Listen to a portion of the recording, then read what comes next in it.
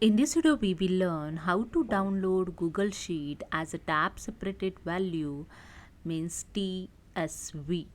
So let's start. Open your Google Sheet and then go to the File tab. Then click on the download option and here you can see the last option tab separated values means TSV. Just click on it to download the Google Sheet as a TSV file. Okay, I just click on it and here you can see the TSV file downloaded. Google Sheet download in TSV file. I just double click on this folder.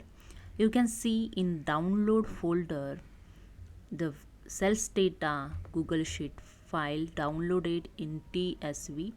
I just show you the file type also, the TSV file. Okay, I just double click on it to open this TSV file.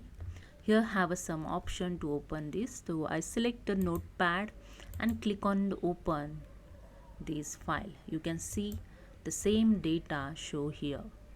So this TSV file you can open in notepad also and other app also. Okay, so this is a way you can download Google Sheet as a TSV file. So hope you understand. If you like, please subscribe. Thank you so much.